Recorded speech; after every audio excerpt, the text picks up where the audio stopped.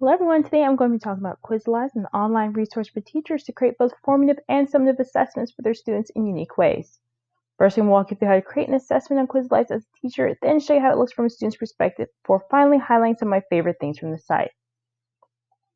First, go ahead and log in using the teacher login icon here in the top right. My school uses Google, so I'm going to go ahead and log in using Google. However, you can use whatever you choose.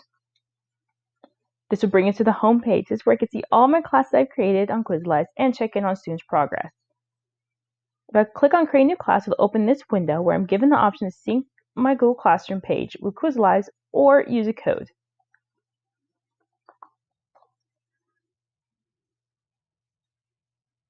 If I choose the Google Classroom link option, I'm able to sync any grades from Quizalize with my Google Classroom page, as well as post the links directly onto the page without any extra steps. If you do not have Google Classroom, then you can choose the Add New Class option and select the sign up option that corresponds to your specific class. A great feature is this page here, which allows you to narrow down this specific class to whatever standards that class is geared towards. Since I'm a foreign language teacher, I'm going to go ahead and use Actual and then Novice level for my students. This helps me find resources a little easier than trying to sort through the thousands of options. All right, now we're at the stage where we can create an assignment.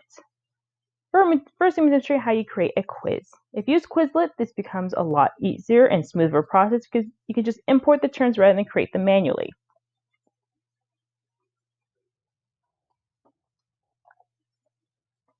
As you can see here, you can select standards for this particular quiz to align with. It's extremely helpful for those who have certain TEKS or standards that must be met for every assignment. And here you can see me import a vocabulary list from Quizlet to generate a quiz. A cool aspect is that I can now choose what types of questions I want the students to answer. Scrambled answers are where students have to unscramble the letters to match a specific term, which is great for anything that requires spelling or just to reinforce spelling skills. While free text entry is where students can actually input the answers themselves. Now that my questions are generated, I can look them over and make any changes I may need. On the left here, you can see an adjustments I can make to the quiz to suit different situations. Text-to-speech is a standout here, where I can set the quiz to read the question to the student, and all I need to do is change the language settings. The audio and image options are for inserting either an audio recording or picture for your students.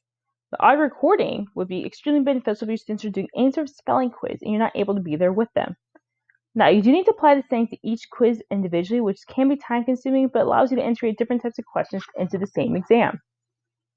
Up at the top, you can see that I can use Student Preview to see what the quiz will look like to a student. When you're done, you can either assign it to a class immediately or just save it to your library. Now I've reached the assignment page. At this stage, I can determine how I wish to give to my students. I can determine how many questions I want my students to answer, how many attempts, and more. I can also select Master Mode, which I'll show you on the next step.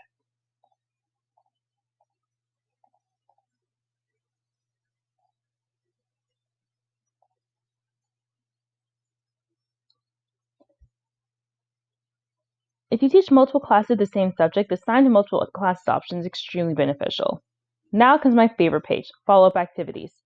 At this point, I can assign follow-up activities for students to complete if they reach different levels of mastery. For the below 50% level, I'm going to choose a video tutorial that I've already recorded for the students. For the next level, I'm going to select a video from the resources that they have available.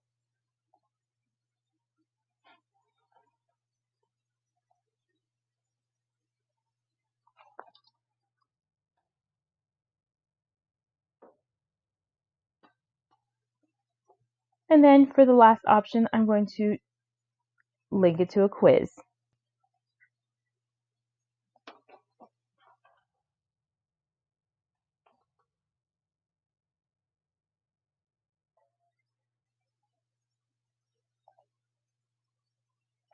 For the last option, I'm going to select link it to a quiz.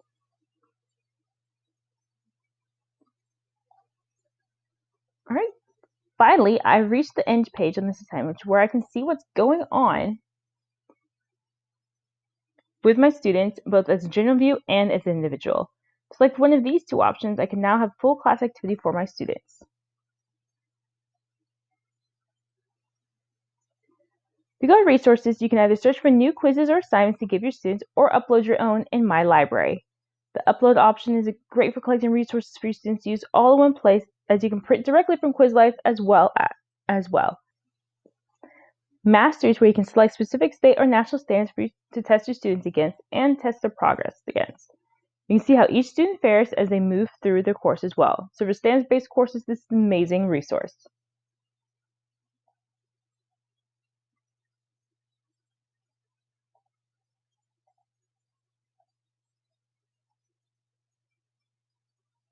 All right, so now I'm going to show the student option. I'm going to copy this code here at the bottom of the screen and log in as a student.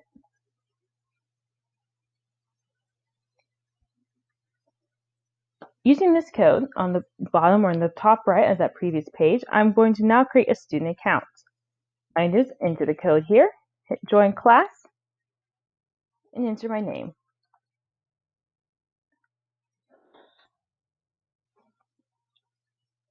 As you see, students that logged into the class are able to see the students that the assignments are available. I'm going to play this pre-assigned assignment as a student so you can see what happens when a student does not do as well on their assignment.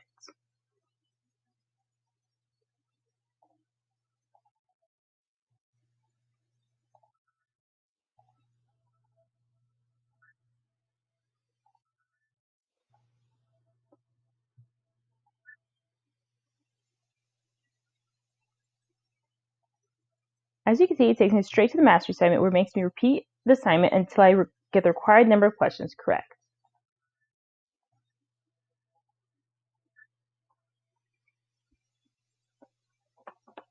Now I can see my results